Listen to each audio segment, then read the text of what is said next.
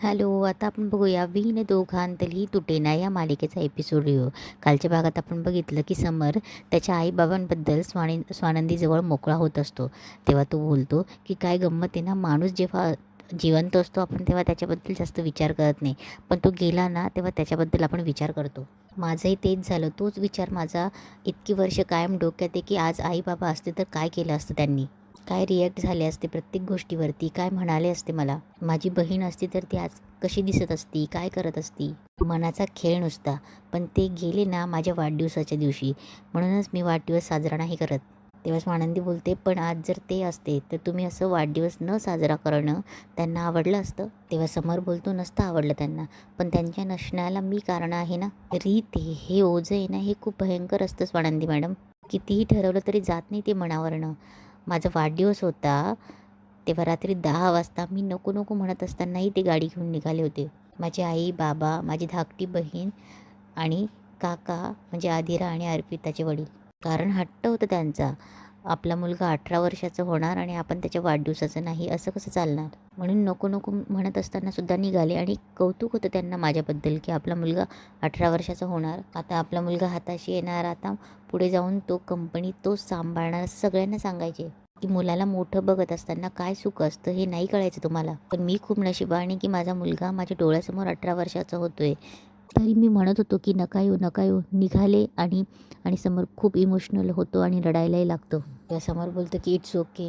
खरं तर ना इतकी वर्ष होऊन गेली आहे, पण ही अशी भीती आहे ना मनामध्ये दडून बसली वाढदिवसाची. तुमच्या बाबांचा वाढदिवस साजरा करताना सुद्धा हीच भीती वाटत होती. म्हणजे वाढदिवस साजरा करणं ही किती साधी गोष्ट आहे, सामान्य आहे. कमी जास्त प्रमाणात होत असतं. म्हणजे आपण जन्माला आलो हा आनंद आपण इतरत्र लोकांबरोबर साजरा करत असतो आणि हे वाटत असतं प्रत्येकालाही. पण काय नशीब आहे बघा ना, मी जेव्हा जन्माला आलो ना तेव्हाच माझ्या नशिबात लिहिलं होतं की मुळे मी या जगात आलो ते सगळे माझ्याच वाढदिवसाच्या दिवशी. तेव्हा समर रडत असतो. स्वानंदी उठते, त्याच्याजवळ बसते, तिच्या मांडीवर त्याचं डोकं ठेवते आणि डोक्यावरनं हात फिरवत असते. तेवढ्यात फोन वाजतो आणि फोन वाजताच स्वानंदी लक्षात येतं की ती तिच्या जागेवरच बसलेली असते. तेव्हा स्वानंदीला ते जाणवतंही की समोरचं डोकं तिच्या मांडीवर आहे असं. स्वानंदी हळूहळू त्याच्या प्रेमात पडायला लागलेली असते. तेव्हा समर बोलतो की असो, मी पण काय माझं रडगाणं तुमच्याजवळ बोलत बसलो आहे, पण आज मी खूप दिवसांनी त्या तळ्याकाठी आलो, तुमच्यासोबत तिकडे गेलो, बरं वाटलं मनाला. तेवढ्यात समर उठतो, सॉरी म्हणतो आणि फोन घेऊन बोलत बोलत चालला जातो. इकडे अंशू गरम पाण्याची वाफ घेत असतो. तेव्हा तो बोलतो की ते स्वानंदी त्यांना पाण्यात पाडायला गेलो आणि मीच पडलो, हे सगळं स्वानंदीमुळे झालं आहे. तेव्हा मल्लिका बोलते की तुला असंच पाहिजे. तेव्हा ती त्याला फटके देते. तेव्हा अंशू बोलतो की तू मलाच फटके दे.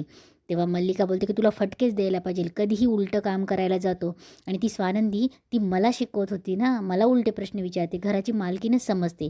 तेव्हा अंशू बोलतो की आहेच ती मालकीन, मला काम करायला लावते, आहेच ती मालकीन. नेहमी मी तोंडावर पडते आणि काहीतरी धातूर मातूर कारण सांगावं लागतं मला त्या समरला. नशीब त्याच्या लक्षात येत नाही. तेव्हा अर्पिता बोलते की मम्मा ती नेहमीच कशी स्मार्ट ठरते आपल्यासमोर. तेव्हा अर्पिता बोलते मला ना खूप राग येतोय आता. तेव्हा मल्लिकाही बोलते की मलाही खूप राग येतोय आता तुमच्या दोघांचा आणि त्या स्वानंदीचाही. मला ना तुमच्या ह्या बैल बुद्धीला सांभाळता नाकीनऊ आलंय. त्या स्वानंदीचा हिशोब चुकता करावाच लागेल. आता दुसऱ्या दिवशी सकाळी स्वानंदी देवासमोर प्रार्थना करत असते की देवा मला बळ दे, तू जगातल्या नकारात्मक शक्तींचा नाश करतोस ना, तसंच मला या घरातल्या नकारात्मक शक्तींपासून राजवाड्यांना वाचवण्याचं बळ दे. आता तर भीतीच वाटायला लागली की कधी काय होईल.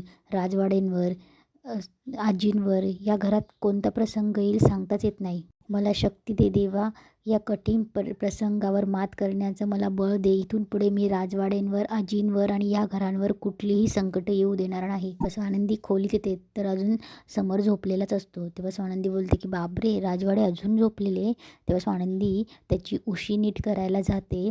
तेवढ्यात तो हालचाल करतो. तेव्हा स्वानंदी थोडी बाजूला होते की तिच्यामुळे त्याची झोप डिस्टर्ब होऊ नये म्हणून.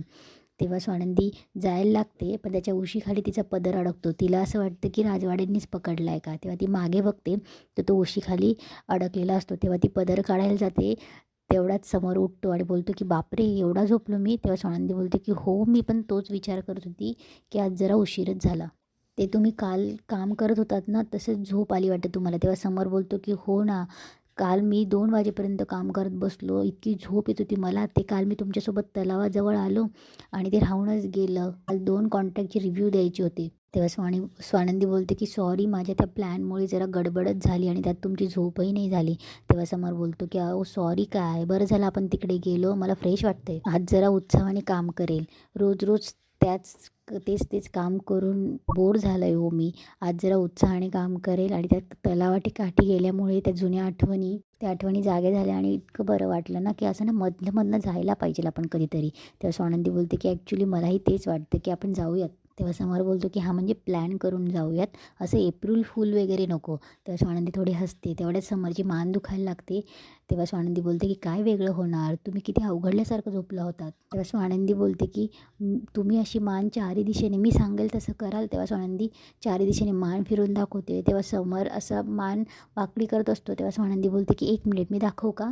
तेव्हा स्वानंदी समरच्या मानेला हात लावून त्याची मान चारी बाजूंनी फिरून दाखवत असते.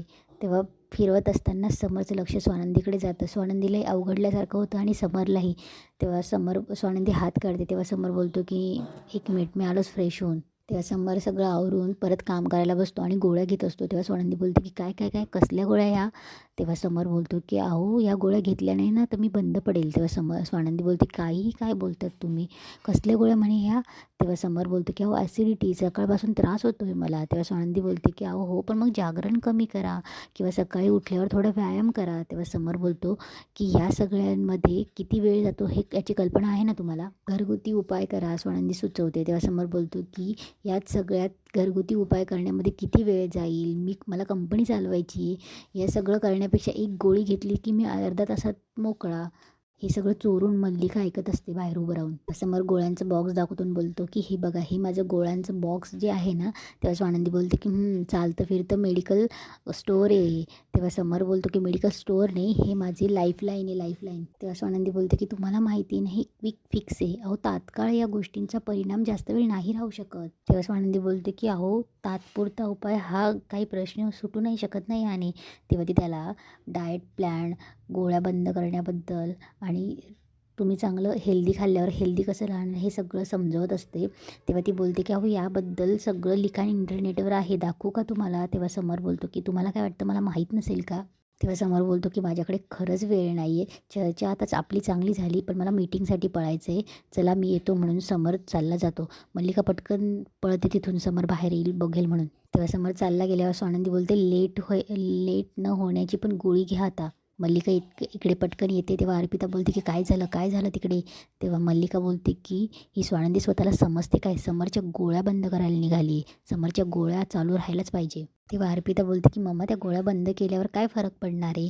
तेव्हा मल्लिका बोलते की इतकी वर्ष मीच त्याला सवय लावली आहे त्या गोळ्यांची आणि त्यालाही सवय झाली की ह्या गोळ्या घेतल्यावर आपल्याला बरं वाटतं. तेव्हा मल्लिका बोलते की त्याच्या ह्या गोळ्या सुरू झाल्या ना, त्याला जरा काही टेन्शन आलं ना तर मी त्याला म्हणायची ह्या गोळ्या घे. तेव्हा अर्पिता बोलते की मम्मा किती हुशार आहेस गं तू, म्हणजे आम्ही तुझ्या प्लॅनमध्ये येण्याआधीपासूनच तू किती काय केलं आहेस. तेव्हा मल्लिका बोलते की आपली कसं आहे ना, माझ्या ह्या लेकरांसाठी मला हे करावं लागतं ना, त्यासाठी त्याला अंजारावं लागतं, गोंजारावं लागतं, त्याशिवाय तो टाचेखाली राहील का? आता मी हे केलं नसतं तर तो कसा माझ्या हातात राहिला असता. स्वानंदीकडे आजींसाठी ज्यूस घेऊन येते. तेव्हा आजींना सांगत असते की गोळ्या घेतायत ना तुम्ही आणि एक्सरसाइज करतायत ना. तेव्हा आजी बोलते की आता माझी नात सून एवढं काळजी घेणारी असेल तर माझी काय मिसात गं, वेगळं वागण्याची. एक्सरसाइज करते मी. तेव्हा स्वानंदी बोलते की आजी मी तुमच्याकडे ना एक तुम्हाला विचारायचं आहे मला. तेव्हा स्वानंदी बोलते की विचारायचं नाही, मला कंप्लेंटच करायची. तो तुमचा नातू आहे ना, किती गोळ्या घेतात आहो ते, कसल्या पण गोष्टीला गोळ्या. तेव्हा आजी बोलते मग आता काय करायचं गं? आता त्याला ती सवयच झाली आणि तुला सांगू का, त्याला काहीही झालेलं नाही आहे, पण छोट्या छोट्या गोष्टींना गोळ्या घेण्याची त्याला सवय लागली. तेव्हा स्वानंदी बोलते की हो, पण कधीपासून? तेव्हा आजी बोलते की ॲक्सिडेंट झाल्यापासून. त्याच्या आईबाबांचा जसा ॲक्सिडेंट झाला ना तसं त्याला असं वाटायला लागलं की मला आता खंबीरपणे उभं राहायचं आहे. ॲक्सिडेंट झाल्यावर माझी दोघीही मुलं गेली होती गं, पण तरीही माझ्या नंतर लक्षात आलं की समोर छोट्या छोट्या गोष्टींवर गोळ्या घेतो. मी त्याला बोलणार, पण कसं तरी बोलणार ना, तो आता मोठा झाला होता. तेव्हा स्वानंदी बोलते की पण अहो छोट्या छोट्या गोष्टींवर गोळ्या घेणं. तेव्हा आजी बोलते की हो ना, मला असं वाटतं की मला खंबीरपणे उभं राहायला पाहिजे. आणि हे त्याला त्याच्या काकूने सांगितलं की समर आता कुठल्याही आजार दुखणं अंगावर काढायचं नाही. तेव्हा स्वानंदी बोलते की काकूंनी सांगितलं. तेव्हा आजी बोलते की हो, आणि त्याने ऐकलंही काकूचं. तेव्हापासून तो कुठलंही दुखणं अंगावर काढत नाही. तेव्हा स्वानंदी थोडी स्टक होते आणि ती विचार करते की ही पण काकू आहेच का? हा किती दृष्ट आणि क्रूरपणा आहे. मुद्दाम त्यांनी समर राजवाड्यांना गोळ्या घेण्याची सवय लावली असेल का? स्वानंदीला खूप शंकावर शंका येत असतात. तेव्हा आजी बोलते की नंदू काय विचार करते? तेव्हा स्वानंदी बोलते की काही नाही. तेव्हा आजी बोलते की हे बघ नंदू, आता तो तुझा नवरा आहे आणि हे बघ, मला पण असंच वाटतं की त्याच्या गोळ्या बंद व्हाव्यात. तू डॉक्टरांशी बोल आणि काहीही करून त्याच्या गोळ्या बंद करा गं. इकडे अर्पिता बोलते की मम्मा, पण याचा काय फायदा? आपण काही ना काही तिच्यासाठी करायला जातो आणि नेहमी तोंडावर पडतो. तेव्हा मल्लिका बोलते मग आप्पी आपण काय करूया?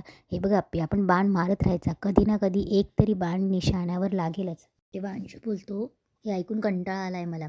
तेव्हा मल्लिका बोलते मग काय करतो? हिमालयात जातो. नाही जा ना, मी पण येते तुझ्यासोबत. हिचं काही प्रॉब्लेम नाही आहे. आपण जाऊया तिथे झोपडी बांधून राहूया. येऊ कधी दिवाळीला, पाडव्याला, आखाजीला स्वानंदी आणि समरची मुलं बाळं खेळवायला. तेव्हा अंशू बोलतो की ओके फाईन, किती वेळा ऐकवणार आहेस मला? तुझ्या डोक्यात आहे काही प्लॅन? तेव्हा मल्लिका त्याला प्लॅन सांगते. इकडे मल्लिका आणि अर्पिता हॉलमध्ये असतात आणि अंशूकडे ते साफसफाई करण्याचं झाडू देतात आणि बोलतात की बघ बघ घे. तेवढ्यात सगळे येण्याच्या आधी ते त्यांना मुद्दामच आरडाओरड करत असतात की उंदीर शिरला आहे म्हणून. अंशू इकडे बघ तिकडे बघ, स्टाफलाही सांगतात की उंदीर शिरला आहे म्हणून. तेव्हा समर बोलतो की काय झालं? तेव्हा मल्लिका बोलते की उंदीर शिरला आहे. तेव्हा आजी बोलते की समर असताना उंदीर शिरेल तरी का? आणि तो किती स्वच्छता प्रिय आहे माहिती आहे ना, उंदीर काय त्याचं नखही सापडणार नाही इथे. तेव्हा स्वानंदी बोलते की हो, मला पण माहिती किती स्वच्छता करतात स्टाफ वगैरे, मी पण नाही पाहिलं आहे कधी. तेव्हा आजी बोलते की पेस्ट कंट्रोलवाल्यांना बोलवून आपण पेस्ट कंट्रोलही करून घेतोच ना. तेव्हा स्वानंदी बोलते की हो, राखतात ही सगळी स्वच्छता. तेव्हा मल्लिका बोलते की हे बघ, ते सांगू नकोस, त्यांची स्वच्छता किती वरवर असते. त्यांनी नीट स्वच्छता केली असती ना तर डासांनी मला हैराण नसतं केलं. झोप नाही लागत रात्री मेली रोज. तेव्हा आजी बोलते तुलाच बरं चावतात ग डास, आम्हाला नाही चावत. तेव्हा मल्लिका बोलते की आई मी खोटं बोलते का? तेव्हा समरही बोलतो की नाही, मला आता कुठलीही रिस्क घ्यायची नाही आहे. मी अंशुमन त्या पेस्ट कंट्रोलवाल्यांना फोन करते. तेवढ्यात समरला ऑफिसचा फोन येतो. तेव्हा समर बोलत बोलत जातो आणि स्वानंदी बोलते की आजी मीही वेळेत निघते हं, मलाही उशीर होईल. तेव्हा मल्लिका बोलते की आई तुम्हाला जायचं असेल ना रूममध्ये, मी येते सोडवायला. तेव्हा आजी बोलते नको जाते मी व्यवस्थित. तेव्हा मल्लिका मुद्दाम बोलते सांभाळून जा हं. तेव्हा आजी बोलते की हो सांभाळून जाईल. तेव्हा मल्लिका मुद्दामच बोलते की किती त्रास होत असेल ना त्यांना. तेवढ्यात अंशुमन फोन करतो की hello pest control, urgent service हवी म्हणून. तेव्हा मल्लिका मनात बोलते की आत्ता कळेल तुला स्वानंदी की तुझं एक एक पाऊल तुला किती महागात पडणार आहे. आणि इथेच आजचा एपिसोड संपतो.